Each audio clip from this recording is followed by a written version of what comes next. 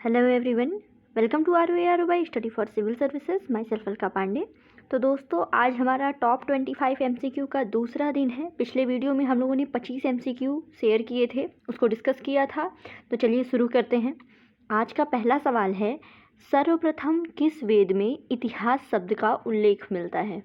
ऋग्वेद, सामवेद, अथर्ववेद और यजुर्वेद।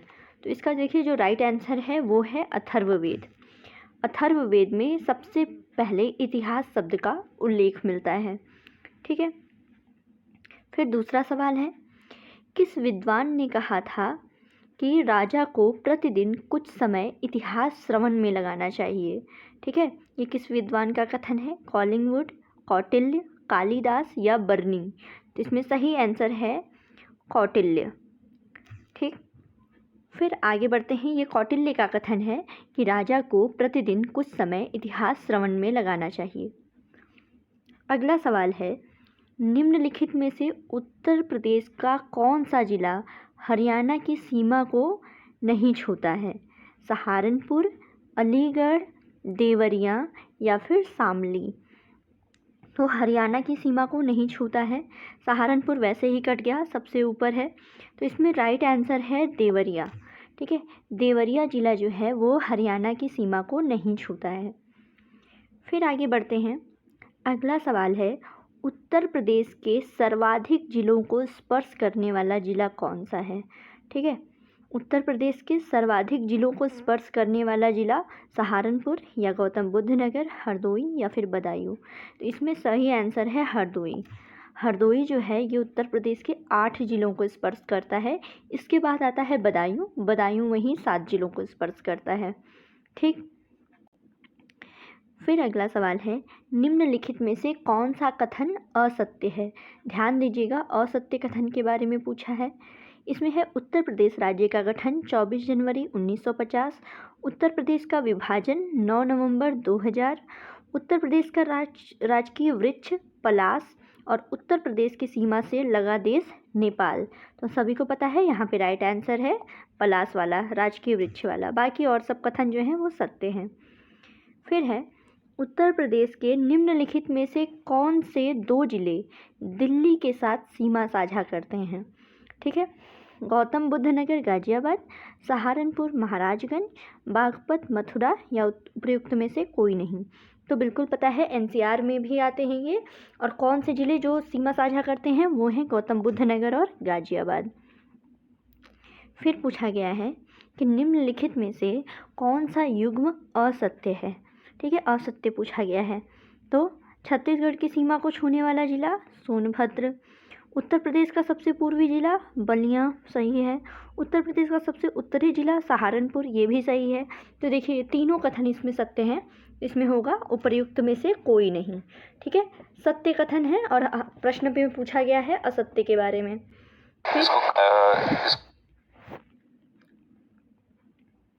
फिर आगे बढ़ते हैं।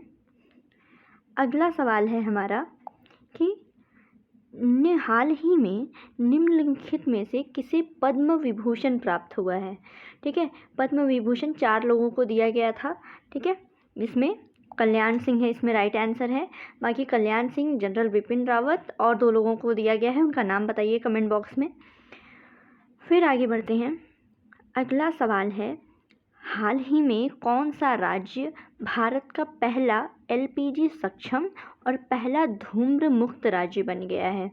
ठीक है, स्मोक फ्री स्टेट। ऑप्शन दिया है हिमाचल प्रदेश, केरल, तमिलनाडु और सिक्किम। तो इसमें सही आंसर है हिमाचल प्रदेश। हिमाचल प्रदेश जो है वो भारत का पहला एलपीजी सक्षम और धूम्र मुक्त राज्य बना है। फिर है, निम्नलिखित में से किस शासक ने इतिहास के लेखन पर पाबंदी लगा दी थी? ठीक है, तो ये सब सारी चीज़ें अधिकतर हुई थी औरंगजेब के समय। ऑप्शन दिया हुआ है चंद्रगुप्त द्वितीय, औरंगजेब, जैनुल आबिदीन और अलाउद्दीन खिलजी। ठीक है, तो औरंगजेब ने इतिहास के लेखन पर पाबंदी लगाई हुई थी। फिर है, वृहत संहिता ग्रंथ, ये किसके द्वारा लिखा गया है? वृहत संहिता किसके द्वारा लिखा गया है? वाराहमिहिर, आर्यभट्ट, पाणिनि या इसमें से कोई नहीं? तो ये वृहत संहिता जो है वो वाराहमिहिर की रचना है, ये इनके द्वारा लिखा गया है। फिर है निम्नलिखित में से किस ग्रंथ में भारतीय उपमहाद्वीप को कूर्म की आकृति का बताया गया है। ठीक है, कूर्म की आकृति का। बृहत संहिता, महाभारत, पुराण, दीर्घनिकाय। तो इसमें देखिए अलग अलग ग्रंथों में भारत की अलग अलग आकृति बताई गई है, किसी में त्रिकोण, किसी में चतुर्भुज। ठीक है, तो कूर्म की आकृति का बताया गया है बृहत संहिता में। ठीक, आगे बढ़ते हैं। आगे है पुराणों के किस कोश में भारत के भूगोल का वर्णन मिलता है। ठीक है, भारत के भूगोल का वर्णन कमल कोश, भुवन कोश, खगोल कोश या फिर कोई नहीं। तो भुवन कोश में, भुवन कोश यहाँ पे सही आंसर है। पुराणों के भुवन कोश में भारत के भूगोल का वर्णन मिलता है। फिर अगला सवाल है, चीनियों ने भारत को क्या नाम दिया था। ठीक है, चीनियों ने भारत को क्या नाम दिया था। इंडिया, यिंतु, ब्रह्मराष्ट्र या फिर भारतवर्ष। तो चीनियों द्वारा दिया गया नाम है यिंतु। ठीक है, यिंतु, जिसका अर्थ होता है चंद्रमा। फिर आगे बढ़ते हैं। निम्नलिखित में से किस लेखक ने भारत को आर्य देश एवं ब्रह्म राष्ट्र कहकर पुकारा। ह्वेनसांग, इत्सिंग, मेगास्थनीज या फिर इनमें से कोई नहीं। तो इसका सही आंसर है इत्सिंग। इत्सिंग ने भारत को आर्य देश और ब्रह्म राष्ट्र कहकर पुकारा था। फिर एक प्रदेश के रूप में सबसे पहले भारत का वर्णन किस ग्रंथ में मिलता है। एक प्रदेश के रूप में पाणिनि की अष्टाध्यायी में, मनुस्मृति में, कालिदास के कुमार संभव में या फिर मेगास्थनीज की इंडिका में। ठीक है, तो ये एक प्रदेश के रूप में भारत का वर्णन पाणिनि की अष्टाध्यायी में मिलता है। पाणिनि की अष्टाध्यायी यहाँ पे सही आंसर है। भारतीय प्रागैतिहास को सर्वप्रथम उद्घाटित करने का श्रेय किसे जाता है। Thomson, doctor primrose, B.S. वाकंकर या फिर राखाल दास बैनर्जी। तो इसका देखिए सही आंसर क्या है, मेरे हिसाब से ये रहेगा B.S. नहीं, ये गलत आंसर है। इसका सही आंसर है डॉक्टर प्राइमरोज। भारतीय प्रागैतिहास को सर्वप्रथम डॉक्टर प्राइमरोज ने उद्घाटित किया, इसका श्रेय इन्हीं को जाता है। फिर आगे बढ़ते हैं। भारत संविधान को घोषित करता है। संविधान भारत को घोषित करता है, ये है संप्रभु, धर्मनिरपेक्ष, समाजवादी या उपरोक्त सभी। तो प्रियम्बल में हम लोगों ने देखा है संप्रभु, धर्मनिरपेक्ष, समाजवादी, डेमोक्रेटिक, रिपब्लिक सारी चीज़ें हैं, तो उपयुक्त सभी यहाँ पे सही आंसर है। फिर आगे बढ़ते हैं।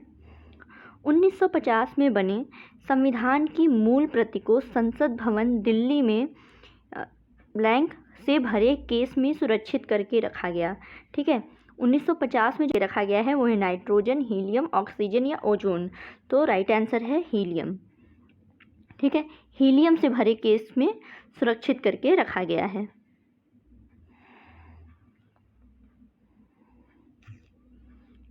फिर आगे बढ़ते हैं।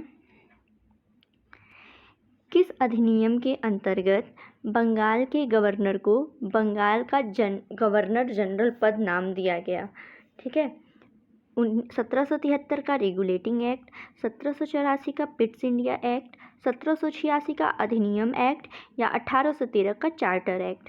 तो इसमें सही आंसर है आपका 1773 का रेगुलेटिंग एक्ट।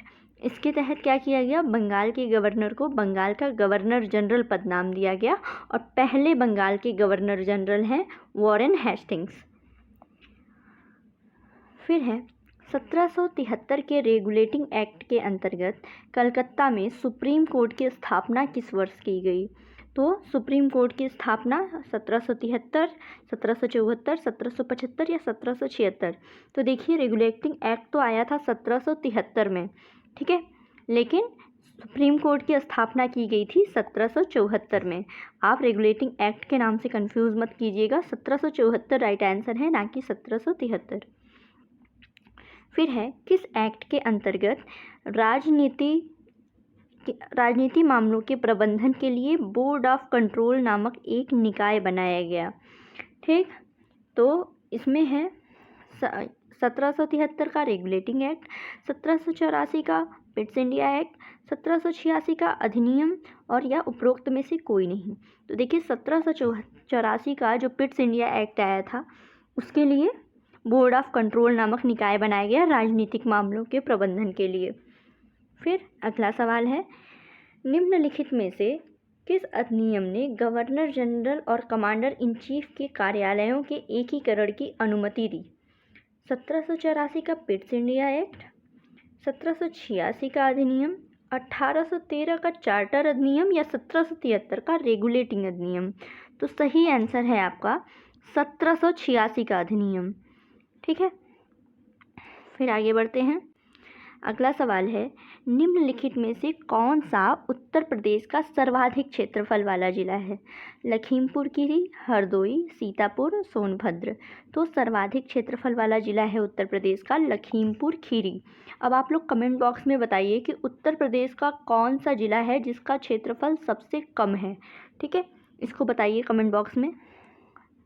और आज का देखिए आखिरी सवाल है कि निम्नलिखित में से उत्तर प्रदेश का कौन सा जिला मध्य प्रदेश के साथ अपनी सीमा साझा नहीं करता है? ठीक है, पूछा गया है कि अपनी सीमा साझा नहीं करता है। मिर्ज़ापुर, इटावा, आगरा, रामपुर? तो इसका सही आंसर है रामपुर। रामपुर जो है वो मध्य प्रदेश के साथ सीमा साझा नहीं करता है। तो दोस्तों, आज के टॉप 25 MCQ ख़त्म हुए। ये आपके आने वाले उत्तर प्रदेश PCS के लिए, साथ ही साथ कुछ महीने बाद होने वाली समीक्षा अधिकारी एग्ज़ाम के लिए काफ़ी ज़्यादा इम्पॉर्टेंट है। इसमें देखिए आपके history, polity, geography, economy, current affairs, UP special सबके MCQ रखे हुए हैं। तो इसको प्लीज़ देखिए, शेयर कीजिए। जो क्वेश्चन पूछे जाते हैं उनका कमेंट बॉक्स में रिप्लाई कीजिए। Thank you so much.